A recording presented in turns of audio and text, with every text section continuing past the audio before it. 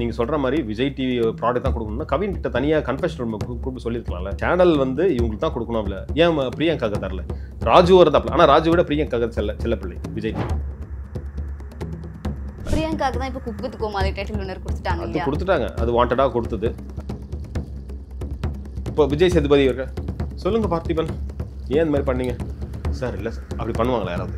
பார்க்கறதுக்கு என்ன இமேஜின் பண்ணுறதுக்கு கன்றாவியாக இருக்குது. பார்த்திபன் சார் ஏஞ்சி உட்காந்துட்டு ஏஞ்சிட்டு இல்லை சார் நான் வந்து இல்லை உட்காருங்க, நீங்கள் கொஞ்சம் பெரியவர் உட்கார், நீங்கள் உட்காந்து பேசுங்கன்னு சொல்லுவாரா? நான் விஜய் சேதுபதி புதுசாக வர ஒரு குழந்தை பிக் பாஸ் பொறுத்த வரைக்கும் அவர்கிட்ட என்னென்னலாம் சொல்லலாம், அதாவது சேனல் வந்து கமல் சார் கிட்ட சொல்ல வேண்டியதை இங்கே சொல்கிறாங்க. நீங்கள் என்னென்ன தப்பு பண்ணீங்களோ அது விஜய் சேதுபதி பண்ணக்கூடாதுன்றத கமல் சார் பொறுத்த வரைக்கும் எபிசோட்ஸில் அவர் பார்க்க மாட்டாருன்ற மாதிரி ஒரு குற்றச்சாட்டை இருக்கு.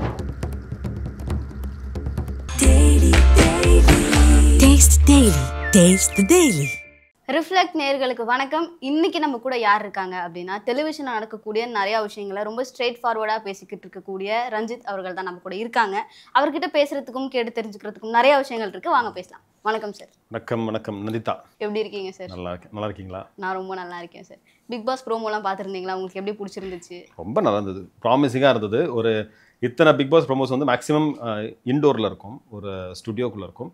சில இது மட்டும் கமல் சார் வந்து வெளியில் வந்து ஒரு ப்ரோமோலாம் வந்தது மக்கள்கிட்ட இருக்கிற மாதிரி. மக்கள் யாரும் இன்ட்ராக்ஷன் பண்ண மாட்டாங்க, சும்மா அவர் வருவார், மக்களாக இருக்கிற மாதிரி இருக்கும். ஆனால் இந்த சீசன் தான் மக்களும் அந்த ப்ரோமோவில் வந்து இருக்காங்க, ஒன்றிணைஞ்சிருக்காங்க அப்படின்னும் போது கொஞ்சம் நல்லாயிருக்கு. எல்லாருமே ஏன்னா விஜய் சேதுபதி புதுசாக வர ஒரு குழந்தை பிக் பாஸ் பொறுத்த வரைக்கும் அவர்கிட்ட என்னென்னலாம் சொல்லலாம், அதாவது சேனல் வந்து கமல் சார் கிட்ட சொல்ல வேண்டியதை இங்கே சொல்கிறாங்க. நீங்கள் என்னென்னலாம் தப்பு பண்ணீங்களோ அது விஜய் சேதுபதி பண்ணக்கூடாதுன்றத மக்கள் மூலிமா ரெட் கார்டு எப்போ கொடுக்கணும்னு என்கிட்ட கேளுங்க அப்படின்னு சின்ன பையன் சொல்கிறதுல இருந்து, வாழைக்காய் பஜ்ஜி மாதிரி வழவழன்னு பேசாத பச்சை மிளகா பஜ்ஜி மாதிரி நறுக்குன்னு பேசுப்பா அப்படின்னு சொல்கிறதுலேருந்து நிறைய விஷயங்கள் வந்து கமல் சாருக்கு ஒரு கொஸ்டின், அது கமல் சாருக்கு குட்டு வைக்கிற மாதிரி இருந்துச்சு, இவருக்கு வந்து சொல்லிக் கொடுக்குற மாதிரி இருந்துச்சு. ரொம்ப நல்லது, ரொம்ப சூப்பராக. உங்களுடைய எக்ஸ்பெக்டேஷன் எப்படி இருக்குது சார்? விஜய் சேதுபதி சார் வந்து சூப்பராக பண்ணுவார் அந்த மாதிரி நினைக்கிறீங்களா? கமல் சாரை பீட் பண்ணிடுவார் அப்படின்னு நினைக்கிறீங்களா? அது 100% முடியாது. கமல் சார் லெவல் எங்கேயோ இருக்குது, ஏன்னா அவரோட ஒர்க் ப்ரெஷர் வேலைப்பாடு காரணமாக கிளம்புறாரு. ஆனால் வந்து விஜய் சேதுபதி அவரோட ஸ்டைலில் பண்ணுவார். நான் எக்ஸ்பெக்ட் பண்ணது என்னன்னா, எனக்கு ரொம்ப பிடிச்சது பார்த்திபன் சார் பண்ணால் சூப்பராக இருக்கும். கமல் சாருக்கு அடுத்து ஒரு பயம் கலந்து ஒரு மரியாதை வர்றது. விஜய் சேதுபதி எப்படின்னா ரொம்ப டவுன் டு எர்த், ரொம்ப ஈஸி அக்சசபிள். அவர் டப்புன்னு போய் கட்டி பிடிச்சிக்கலாம், நல்லா பேசலாம், அவர் வாடா போடான்வார், அந்த மாதிரி ஒரு கேட்டகரியில் இருக்கிற ஆள். அவர் எப்படி கொஸ்டின் கேட்பார் அப்படிங்கிறது ஒரு கேள்விக்குறி. பார்த்திபன் சாராக இருந்தால் ஒரு பயம் கலந்த மரியாதை ஒன்று இருக்கும். அவர்கிட்ட இந்த மாதிரி பண்ணியிருக்கலாம், அப்படி பண்ணியிருக்கலாம், பயங்கரமாக கேள்வி கேட்பார். நிறைய வார்த்தை ஜாலங்கள்லாம் அவர்கிட்ட நிறைய இருக்குது. அவர் பண்ணியிருந்தா நல்லா இருந்து கூட யோசித்தோம். பட் நல்ல ஒரு ஹோஸ்ட்டை வந்து சேனல் வந்து கொண்டு வந்திருக்காங்க. இவர் அவரோட ஸ்டைலில் பண்ணுவார். ரொம்ப சீரியஸாகவே இருந்துட்டு அந்த ப்ரொமோலேயே ரொம்ப கடைசியாக சிரிச்சுட்டு போகிறதெல்லாம் வந்து கொஞ்சம் நல்லா இருந்தது. ஸோ நல்லா இருக்கும்னு நினைக்கிறேன். அந்த விஜய் சேதுபதி சார்னாலே கொஞ்சம் ஃப்ரெண்ட்லி, கொஞ்சம் கேஷுவல் தான் இல்லையா? கமல் சார் மேலே வந்து கமல் சார் அந்த மாதிரி ஒரு இமேஜ் இருந்துச்சு. பட் இவர் வந்து ஒரு ஃப்ரெண்டு மாதிரி இல்லை. ஸோ இவர் வந்து கொஸ்டின் கேட்டால் அந்த அளவுக்கு ஒரு என்ன சொல்கிறது, பயமா ஒரு திருப்பு முனையெல்லாம் இருக்குமா? கண்டிப்பாக இருக்கும். இவர் இன்னொன்று என்னென்னா, கமல் சார் பொறுத்த வரைக்கும் எபிசோட்ஸில் அவர் பார்க்க மாட்டாருன்ற மாதிரி ஒரு குற்றச்சாட்டை இருக்குது. ஏன்னா ஹாட் ஸ்டார் பொறுத்த வரைக்கும் டிவியில் 1 மணி நேரம், ஹாட் ஸ்டாரில் வந்து 40 மினிட்ஸ் 45 மினிட்ஸ்க்குள்ளே தான் இருக்கும், 50 நிமிஷம் மேக்ஸிமம். மற்றதெல்லாம் இதில் போய்டும் விளம்பரம். அந்த 50 நிமிஷமாவது எங்கேயாவது வெளியில் போகும்போது கூட காரில் உட்காந்து கூட பார்த்துடலாம் அடுத்த எபிசோடு. ஏன்னா இப்போ டெய்லி வந்து அவர் ரிவ்யூ கொடுக்குறது, டெய்லி வரதில்ல. ஸோ மண்டே நடக்கிறத வந்து டியூஸ்டே காலைல கூட பார்க்கலாம், அந்த மாதிரிலாம் பார்க்கலாம். ஆனால் அவருக்கு வந்து இன்புட் தான் கொடுக்குறாங்க. இது நடந்தது சார், இவங்க இப்படி பேசினாங்க சார், இவங்க காரி துப்புனாங்க, இந்த அம்மா குப்பையை தூக்கி அவர் மேலே போட்டாங்க, ஒவ்வொரு சீசன்லையும் சொல்லுவாங்க. அப்போது மக்கள் கேட்குற கேள்விகள் வந்து ஒரு நல்ல ஒரு ஹோஸ்ட் வந்து கேட்கணும். கமல் சார் கேட்பார், ஆனால் வேறு மாதிரி கேட்பார். இவருக்கு என்னென்னா, விஜய் சேதுபதி பொறுத்த வரைக்கும் அவர்கிட்ட நிறைய பீப்புள் இருப்பாங்க, இந்நேரம் சொல்லியிருப்பாங்க மக்கள் என்ன கேட்கணும்னு நினைக்கிறாங்களோ அந்த கேள்வி நம்ம கேட்டோம்னா, அவனை திட்டுறது, குட்டுறது, சந்தோஷப்படுறது, பாராட்டுறது எல்லாமே இருந்ததுன்னா, அப்போ நம்ம வந்து சேம் வேவ் லென்த் இருந்தால் தான் அது வரும், சூப்பரான ஒரு அவுட்புட் வரும். ஸோ விஜய் சேதுபதி நல்லா பண்ணுவார் தான் நான் நினைக்கிறேன். ஆனால் வந்து கமல் சார் வந்து பிக் பாஸ்லேருந்து போகிறதுக்கு காரணம் வந்து கமிட்மெண்ட்ஸ்லாம் கிடையாது. அவர் ரொம்ப அதிகமாக பேமெண்ட் கேட்டார், அதனால எண்டமல் ஷைனால் அது கொடுக்க முடியல அப்படின்னு சொல்லியிருந்தாங்க இல்லையா? அது உண்மையா? 1000 கோடி கேட்டதாலும் கொடுத்துருப்பாங்க, அது வந்து வேற. கமல் சாரோட ஓன் டெசிஷன் தான் இது. என்னென்னா, ஒன்று ராஜ்யசபா எம்பி ஆக போகிறார், அது ஒன்று. இன்னொன்று, அவர் வந்து மேற்படிப்புக்காக வெளிநாடு செல்ல போகிறாருன்ற மாதிரி ஒரு தகவல். ஒரு 3 மாதம் 4 மாதம் அங்கே தான் இருக்க போகிறார். அங்கே இருந்துக்கிட்டு அடிக்கடிலாம் வந்துட்டுலாம் போயிட்டு இருக்க முடியாது. சேனல் நினச்சா பண்ணலாம், அதுக்கு மட்டும் தனியாக ஃப்ளைட் டிக்கெட்டாக போட்டு வந்து ஆனால் அது எதுக்கு தேவையில்லாத செலவுகள் அப்படிங்கிற மாதிரி ஒன்று இருக்கும். இன்னொன்று தேர்டு தான் இந்த பழைய பேர் வந்து ரொம்ப கெட்டு போச்சு. பிரதீப் வெளியே போயிட்டாரு. அப்போ நிறைய பேர் நம்ம கமல் சார் நம்ம என்ன சொல்றீங்க, ஆஹா சூப்பரான விஷயத்துல அப்படி விட்டுட்டாரே சாரு. பிரதீப் வந்து சேனலுக்கும் அவருக்கும் அந்த சேனலுக்கும் பிரதீப் எவிக்ஷனுக்கும் சம்மந்தமே இல்லை. கமல் சாரோட ஓன் டெசிஷன் தான் அது வெளியேற்றுறது. ஆமாம், ஏன்னா சேனல் வந்து நிறைய சப்போர்ட் தான் பண்ணியிருக்காங்க. இந்த சென்ஸ் பிரதீப் சப்போர்ட் பண்ணல, பிரதீப் வெளியேறக்கூடாதுன்றதுக்காக. ஆனால் வந்து end of the day Kamal sir decide பண்ணுறது தான். அப்படி இருக்கும்போது அவர் வந்து இந்த சீசனில் வந்து நிறைய பேமெண்ட் கேட்டார். அதெல்லாம் வந்து சுத்தம். ஷூட்டுன்றதும் போய் அவர் அந்த அறிக்கையில் வந்து திரைப்பட வேலைகள் நிறைய இருப்பதால் நான் வந்து விலகி கொள்கிறேன்றார். ஷூட் அப்போலாம் வந்து ஏன்னா சாட்டர்டே மட்டும் தான் ஷூட், இந்த நம்ம பிக் பாஸ் ஷூட் வாரத்தில் 6 நாள் ஷூட் எடுத்துட்டு, ஏன்னா இவருக்கு ஏதாவது முக்கியமான வேலைகள் என்ன இருந்ததுன்னா அதை மாற்றியும் வச்சுருக்காங்க. லாஸ்ட் சீசனில் வந்து ராகுல் காந்தி அவர்கள் வந்து யாத்திரை போனார். அப்போ யாத்திரை போகும்போது அது வெள்ளிக்கிழமை நடந்தது. அப்போ வந்து சாட்டர்டே தான் நடக்க வேண்டியது. கமல் சார் வந்து சாட்டர்டே இங்கே ஷூட்டில் இருக்கணும், அங்கே கலந்துக்கணுன்றதுக்காக என்ன பண்ணாங்க, இந்த சாட்டர்டே ஷூட்டை ஃப்ரைடேவே எடுத்தாங்க சேனல். ஸோ சாருக்கு வந்து கொஞ்சம் சப்போர்ட்டிவாக இருந்தாங்க, அட்ஜஸ்டபிள், அந்த ஃப்ளெக்சிபிளாக இருந்தது டேட்ஸ். ஸோ அதனால் வந்து சார் வந்து எனக்கு சாட்டர்டே வேறு ஒரு ஷூட் இருக்குன்னா ஃப்ரைடே எடுத்துகிட்டு இருப்பாங்க, அது பிரச்சனையே கிடையாது. ஆனால் ஷூட்டுன்றது அது ஒரு கண் துடைப்புக்கான ஒரு அறிக்கையை தான் நான் பார்க்குறேன். மற்றபடி அவர் நிறைய சம்பளமும் கேட்கல, நிறைய இதுவும் பண்ணல, இந்த வேலைகள்லாம் இருக்குன்றதுனால. பிக் பாஸ் வரப்போகுது அப்படின்னாலே ஒரு மாசத்துல இருந்தே ஒரு பேச்சு ஆரம்பிக்க தொடங்கிடும். என்னன்னா இவங்க வர போறாங்க உள்ள, அவங்க வர போறாங்க உள்ள அப்படின்னு சொல்லி. இப்போ நீங்க யாரெல்லாம் உள்ள வருவாங்க நீங்க எதிர்பார்க்குறீங்க? நான் எதிர்பார்க்குறதுன்னு பாரதி கண்ணமால அருண், பாரதி வந்தார்ல செகண்ட், அவர் வந்து வருவாருன்றது ஒரு நம்ப தகுந்த வட்டாரத்துலேருந்து இருக்குது. ஒரு நல்ல காமெடி பண்ணுறதுக்கு புகழ் போகணும், நல்ல ஒரு பாடகர், ஒரு நல்ல பாட்டு பாடிக்கிட்டே எல்லாரையும் என்டர்டெயின் பண்ணுறதுக்கு சிவாங்கி இருப்பாங்கன்றது தோணுது. எப்போவுமே இந்த இதில் வந்து ரேப்பர்ஸ் இருப்பாங்க, யாராவது ஒரு ரேப்பர் இருப்பார், ஏதோ ஒரு கேட்டகரியில் இருப்பாங்க. ஆனால் கேட்டகரைஸ் பண்ணுறதா மாதிரி இல்லைன்ற மாதிரி கேள்விப்பட்டேன். பட் ஒருவேளை இருந்ததுன்னா அப்படின்னா இந்த பால் டப்பான்னு ஒருத்தர் இருக்கார், அவரு கொஞ்சம் போகிறதுக்கான வாய்ப்புகள் இருக்குது. அப்புறம் இன்னொருத்தர் லேட்டஸ்ட்டாக சில இந்த இலங்கையிலேருந்து வந்து ஒருத்தர் பாட பேர் தெரில எனக்கு, இந்த தமிழ் வச்சு ரொம்ப நல்லா பாடினார், அவர் கொஞ்சம் ட்ரெண்ட் ஆகிட்டு வந்திருக்காரு. ஸோ யார் கொஞ்சம் ட்ரெண்டிங்கில் இருக்காங்களோ அவங்களெல்லாம் இது பண்ணுவாங்க. எனக்கு தெரிஞ்சு இந்த நபர்கள் தான். வேற ஒரு லவ் கப்புள் வந்து கண்டிப்பா உள்ள இருப்பாங்க, ஏன்னா அவங்க தான் வந்து என்டர்டெயின்மெண்ட்டே அப்படின் போது அவங்க யாரா இருக்க வாய்ப்பு இருக்கு? லவ் கப்புள் அப்படின்னா கப்புளாக இருந்துட்டு உள்ளே போயிட்டு வெளில பிரிஞ்சு வந்தவங்க நிறைய பேர் இருக்காங்க. அந்த மாதிரி இப்போது அர்ணவ் அண்ட் ஹன்ஷிதா போகிறதுக்கான வாய்ப்புகள் இருக்குது. ஏன்னா அர்ணவ் பேர் வந்து லாஸ்ட் சீசனே அடிபட்டுச்சு. பெரிய அவங்க ஃபேமிலி பர்சனல் இஷ்யூஸால் பெரிய கேஸ் வரைக்கும் போய் இப்போது அவங்க 2 பேருமே போகிறதுக்கான வாய்ப்புகள். ஏன்னா அன்ஷிதாவும் அவரும் வந்து சீரியல்லையும் ரொம்ப பேரு, வெளியிலையும் கொஞ்சம் நல்ல ரொம்ப க்ளோஸ் ஃப்ரெண்ட்ஸ் என்னும் போது அவங்க 2 பேரையும் அனுப்புவாங்க அப்படிங்கிறது என்னோட தாட். ஷாலின் ஜோயா அவர்களும் டிடிஎஃப்பும் உள்ள போகிறதுக்கான வாய்ப்புகள் இருக்கா? இல்லை, ஷாலின் ஜோயா வந்து போகவே மாட்டாங்க. அது இன்னொரு நண்பர் மூலிமா நான் டேரெக்டாக அவங்ககிட்டே கேட்டிருக்கோம். அந்த மாதிரி ஷோக்கெலாம் நான் போக மாட்டேன் அப்படிங்கிற மாதிரிலாம் சொல்லியிருக்காங்க. ஸோ அது ஷாலின் ஜோயா போகிறதுக்கான வாய்ப்புகள் ரொம்ப கம்மி. ஆனால் ஷாலின் ஜோயா நல்ல கண்டஸ்டன்ட், நல்ல ஒரு சூப்பரான தேர்வு. ஆனால் அவங்க போனாங்கன்னா சூப்பராக இருக்கும், நல்லா ஜாலியாக இருக்கும். டிடிஎஃப் வாசன் போகிறதுக்கான சாத்தியக்கூறுகள் ரொம்ப கம்மி எனக்கு தெரிஞ்சு. ஒருவேளை ஷாலின் ஜோயாவுக்கு நான் போல எனக்கு பதிலாக அவரை கூப்பிட்டுக்கங்கன்னா சேனல் டிசைட் பண்ணுறது தான். நம்ம இன்றைக்கி பேசிகிட்டு இருப்போம், நாளைக்கு லான்ச் ஒரு 6 மணிக்கு லான்ச்சு எபிசோடு ஷூட்டுன்னா 5 வரைக்குமே கன்ஃபார்ம் பண்ண மாட்டாங்க. சில பேர் கன்ஃபார்ம் பண்ணி வச்சுருப்பாங்க, சில பேர் ஃபோன் பண்ணி நீங்கள் வராதீங்கன்னுவாங்க, சில வராத ஆளை வந்து ஃபோன் பண்ணி உடனே கிளம்பி வாங்கன்னுவாங்க. ஸோ வந்து எதுவுமே நிரந்தரமே கிடையாது. திடீர் இல்லை, சேனல் சைட்லேருந்து நிறைய விஷயங்கள்லாம் பார்ப்பாங்க. கரெக்டாக ஃபோன் அட்டன் பண்ணுறாங்களா, கரெக்டாக வராங்களா, நம்மளுக்கு ஒத்துழைப்பு தராங்களா, கரெக்டாக ரெஸ்பெக்ட்ஃபுல்லாக நடந்துக்கிறாங்களா, நிறைய விஷயங்கள்லாம் அவங்க எல்லாத்தையும் அனலைஸ் பண்ணுவாங்க. அனலைஸ் பண்ணிட்டு தான் இது பண்ணுவாங்க. சில பேர் வந்து அக்ரிமெண்ட்லாம் சைன் பண்ணிவிட்டு வெளியில் வாய் விட்ருவாங்க, நான் போகிறேன் பிக் பாஸ் போகிறேன், இது பண்ணுங்க அது பண்ணுங்க, அது கொஞ்சம் வெளியில் எப்படி லீக் ஆகிடும். அந்த மாதிரி ஆட்கள் டப்புன்னு கட் பண்ணுவாங்க. போன சீசன் அந்த மாதிரி நிறைய நடந்திருக்கு. ஒருத்தர் வந்து ரொம்ப வாய் விட்டு என்கிட்டயே ஃபோன் பண்ணிலாம் நான் போகிறேனே அப்படின்னு தான் சொன்னேன். ஓகேடா வாழ்த்துக்கள் தான் சொன்னேன். அவர் யாருன்னு சொல்ல முடியுமா? இல்லை, அவர் ஒரு கவர்மெண்ட் உத்தியோகத்தில் இருக்கார். ஆனால் வந்து உங்களுக்கு தெரியாது, எனக்கு ஒருத்தர் தோணுது அவர் வந்து காமெடியன் தானே. இல்லை, அவர் வந்து சினிமா ப்ராப்ளம் கிடையாது, இன்னொருத்தர். ஆனால் அவர் நிறைய பேர்கிட்ட சொல்லிட்டாரு, இந்த மாதிரி நான் போகிறேன் அப்படின்னு சொன்னால் அது சில காலேஜ் ஃபங்க்ஷன்ஸ்லேயே அவர் போயிட்டு நான் விரைவில் பிக் பாஸ்லலாம் வருவேன், கொஞ்சம் ஓட் போடுங்க, அதெல்லாம் சொல்லக்கூடாது. அதனால் அவர் வந்து டப்புன்னு கட் பண்ணிட்டு வேற ஒருத்தர் போட்டாங்க. ஸோ அந்த மாதிரி நிறைய நடக்கும். அதனால் வந்து நம்ம எதுவுமே ஊர்ஜிதப்படுத்த முடியாது, எதுவுமே இவர் தான் வருவாருன்னு நம்ம சொல்லவும் முடியாது, டப்புன்னு மாறும். நீங்க சொல்லியிருந்தீங்க பார்த்திபன் சார் வந்து ஹோஸ்டா வந்திருந்தா நல்லா இருந்திருக்கும் அப்படின்னு சொல்லி. ஆனா நாங்க இப்போ வரைக்கும் ஒரு விஷயம் தொடர்ந்து கேள்விப்பட்டுக்கிட்டே இருக்கோம். அவர் வந்து உள்ள கண்டஸ்டன்ட்டா வராரு அப்படின்னு சொல்லி. சோ 100% அவரு கண்டஸ்டன்ட்டா வரதுக்கான வாய்ப்புகள் இருக்கா? 200% கிடையாது. அவரு வந்து ஒரு விஜய் சேதுபதியோட சீனியர் அவரு.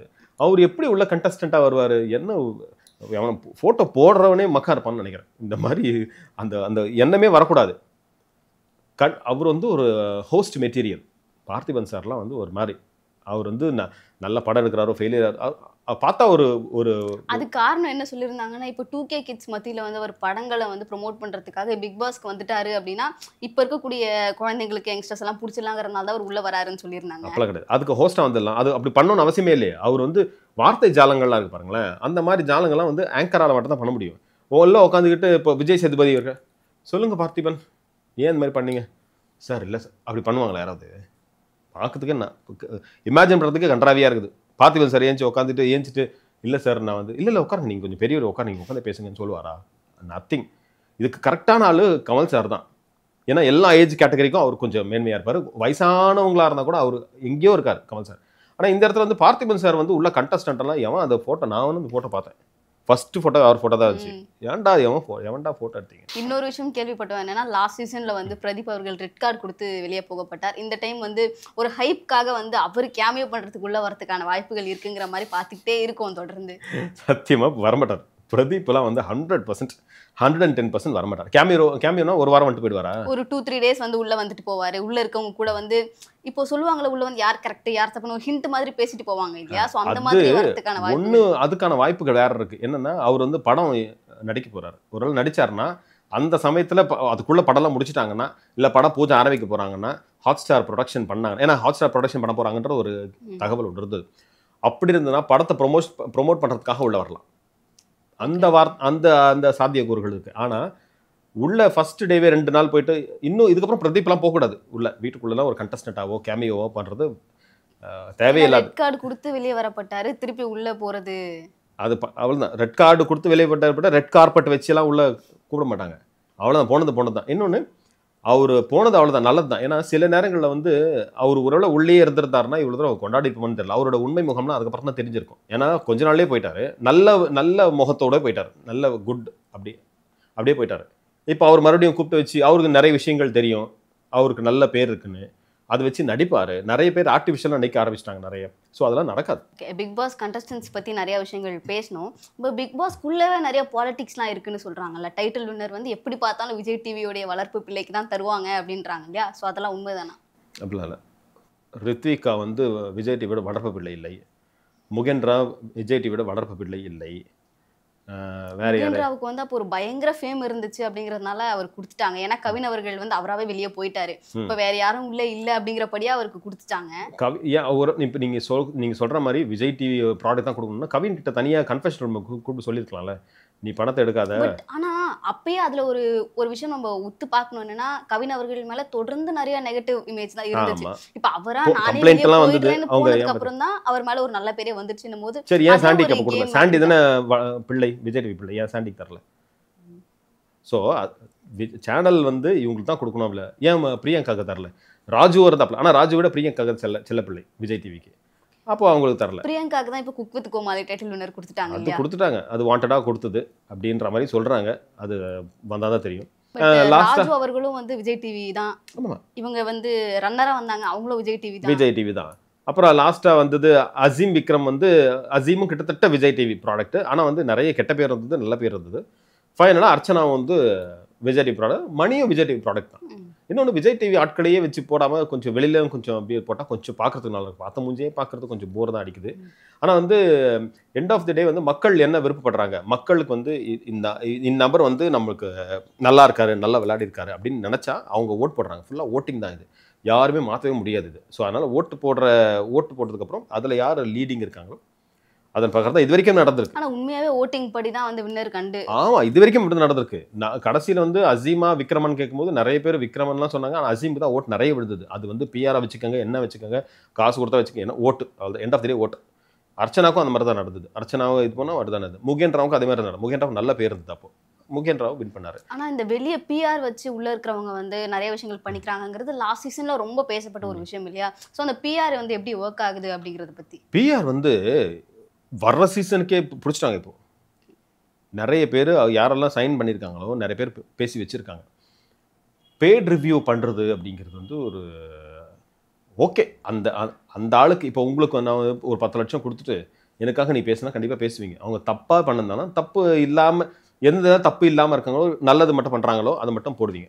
ஸோ அப்படி இருக்கும் பொழுது காசு கொடுத்துறாங்க, நம்ம அதுக்கு எதாவது ஒர்க் பண்ணணும். அதுதான் பொதுவான கருத்து. நீ காசு கொடுத்துட்ட நான் நியாயத்துக்கு தான் நிற்பலாம், யாரும் நிற்க மாட்டாங்க. ஏன்னா இப்போ மாயாக்கும் நிறைய பேர் பிஆர் ஒர்க் பண்ணாங்க, அர்ச்சனாக்கும் ஒர்க் பண்ணாங்க. பட் யார் ஹைலி பெய்டு அப்படின்னா பூர்ணிமாக்கெல்லாம் கூட நிறைய பேர் ஒர்க் பண்ணியிருக்காங்க. இப்போ எனக்கு தெரிஞ்சு அவங்க சில பேர்லாம் 10 லட்சம்லாம் கொடுத்து உள்ள பிஆர் வேலை பண்ண வச்சிருக்காங்கன்ற மாதிரியே சொன்னாங்க. அப்படிங்கும்போது அது வெளியில் வந்து அவங்களுக்குன்னு ஒர்க் பண்ணுறதுக்கு சில ஆட்களை வைப்பாங்க. இதுக்கு அது வந்து ஒரு பேடான கலாச்சாரம். அதான் ஃபஸ்ட்டு சீசனோட தான் கொஞ்சம் ஃப்ரெஷ்ஷாக இருந்தது. அதுக்கப்புறம் எல்லாமே நடிக்க ஆரம்பிச்சாங்க, நிறைய பேர் நடித்தாங்க. அது ரொம்ப ஆர்டிஃபிஷியலாக இருந்தது. அது மாதிரி இல்லாமல் இருக்கணும். ஆனால் இல்லாமலாம் இருக்காது. இதுக்கப்புறம் எல்லாமே கொஞ்சம் நடிப்பாங்க. தான் வந்து நல்லவன் மாதிரியும் எதுவுமே. ஆனால் எண்ட் ஆஃப் த டே எங்கேயாவது இடத்துல ஆனால் சொல்லுவாங்க இல்லையா, ஒரு 30 டேஸ்க்கு மேலே கேமரா இருக்குது அப்படிங்கிறதே எல்லாரும் மறந்துடுவாங்க. முகம் வந்துடும் 100% வரும். 100% வரும். இப்போ இந்த பிஆர் வந்து வெளியே எப்படி இயங்குது சார்? ஏன்னா ஒருத்தங்க கிட்ட காசு கொடுப்பாங்க, இப்போ அவங்க வந்து எத்தனை பேரை வச்சு இந்த வேலைகளை பண்ணிட்டு இருக்காங்க அப்படிங்கிறது பற்றி நிறைய. இப்போ மீம் கிரியேட்டர்ஸ் அப்படிங்கிற ஒரு பேஜ் இருக்குது. ப்ளஸ் நிறைய பேஜஸ்லலாம் வந்து நிறைய ஃபாலோவர்ஸ் இருப்பாங்க. ரியல் ஃபாலோவர்ஸ், ஆர்கானிக்காக இருக்கிற ரியல் ஃபாலோவர்ஸ் இருப்பாங்க. 1 லட்சம் 2 லட்சம். என்னென்னா அவங்க இன்ஃப்ளூயன்ஸ் பண்ணுவாங்க மக்கள்கிட்ட. சில போஸ்ட்டை போட்டு சூப்பர் தலைவி, சூப்பர் தலைவா, நல்லா ப்ளே பண்ணிங்க அப்படின்னு சொல்லிட்டு இன்ஃப்ளூயன்ஸ் பண்ணும்போது மற்ற பார்க்குற அதில் வந்து யாரெல்லாம் ஃபாலோ பண்ணியிருக்காங்கன்னா வெகுஜன மக்களாக தான் இருப்பாங்க. அப்போ அது இன்ஃப்ளூயன்ஸ் ஆகி நல்லா விளையாடுறது பிறகு நம்ம ஓட்டு போடலாம்ப்பா அப்படிம்பாங்க. ஓட்டு போட்டு வீட்டிலே உட்கார வைக்கலாம், அந்த வீட்டில் நல்லா விளையாட்டோம். அப்போது இந்த மாதிரி தான் இயங்குது. இவங்க என்ன பண்ணுவாங்க, ஒரு சோகால் ஒரு நட்சத்திரம் வந்து ஒரு டீம் கிட்ட 10 லட்சத்துக்கு கொடுத்துட்டு போயிட்டாங்கன்னா ஒரு போஸ்ட்டுக்கு 100 ரூபா, ஒரு ஸ்டோரிக்கு 50 ரூபா அப்படின்னு சொல்லிட்டு போடுவாங்க. அப்போ போஸ்ட் போடுறவன் என்ன பண்ணுவோம், ஒரு போஸ்ட் 10 போஸ்ட் ஒரு நாள் போட்டோன்னா 1000 ரூபா அவனுக்கு அக்கௌண்ட்டில் வந்துடும். ஸோ இதுதான் வந்து அந்த 10 லட்சம் தான் அவங்க டிவைட் பண்ணி கொடுப்பாங்க யார் யாருக்கெல்லாம் கொடுக்கும். ஆனால் அந்த போஸ்ட் வந்து பூஸ்ட் பண்ணாங்களா, 200 ரூபா 300 பூஸ்ட் பண்ணாங்கன்னா இன்னும் கொஞ்சம் வைரலாக போகும், நிறைய பேருக்கு ரீச் ஆகும். ஸோ ரீச் ஆகும்போது நம்ம வெகுஜன மக்கள் பார்க்கும்போது இந்த பொண்ணு நல்லா விளையாடுறது போல இருக்குப்பா.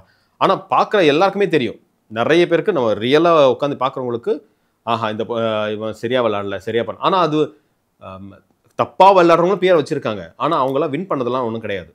நல்லா விளையாடினாங்களா, பிஆர் வச்சுருந்தாங்கன்னா அவ்வளோதான், அது ஒரு பாசிட்டிவ் தான். ஆனால் இந்த மாதிரி தான் ஒரு பெரிய கிளை, அப்படி ஒரு பிரான்ச், இப்படி ஒருத்தர்கிட்ட வந்து 2 பேர் போகும், 2 பேர் 4 பேர் போகும், 4லேருந்து 8, 8 16, 32, அப்படியே 64 அப்படின்னு போய்கிட்டே இருக்கும்.